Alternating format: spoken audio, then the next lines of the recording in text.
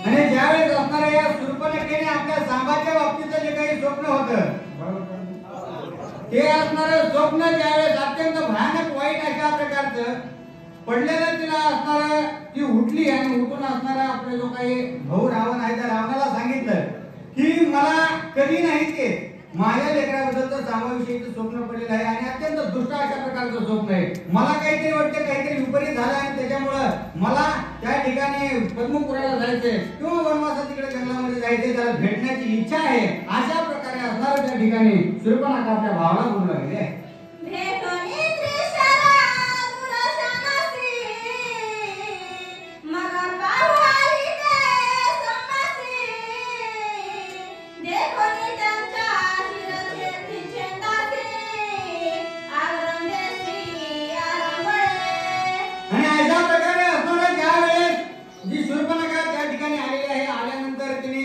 जे काही खरं दुसऱ्या त्रिशेला आपल्या बंधुराज आहे त्या बंधुराजाची भेट घेतली सगळ्या असणाऱ्या गोष्टी झालेल्या आहेत आणि झाल्यानंतर ज्या विषयी ज्या कारणास्तव आपण या ठिकाणी आलेलो आहोत ते म्हणजे आपला मुलगा साम त्याला आपण आधी भेटायला जावं त्याची भेट घ्यावी त्याचं काही कुशल मंगल आहे का हे पाहावं अशा प्रकारचा विचार करून ज्यावेळेस असणार की त्या ठिकाणी पाहण्यासाठी ज्या ठिकाणी तो तपश्चर्या करीत होता तिथे गेली त्यावेळेस असणार काय दिसेल आहे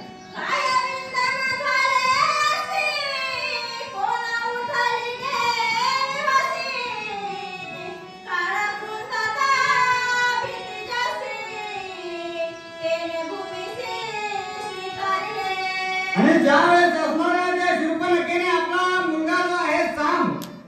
त्याच्याकडे बघितल्यानंतर असणारा त्याचं धड एकीकडे आणि मुलगा एकीकडे अशा प्रकारची स्थिती असणार दुभंगलेलं शरीर तिने पाहिलं त्यावेळेस असणारा घाय मुलं रडू लागलेले आहे. मातेचं अंतःकरण असल्या कारणाने लोळू लागलेले आहे मोठ्या मोठ्याने म्हणू लागलेले आहे की काय असणार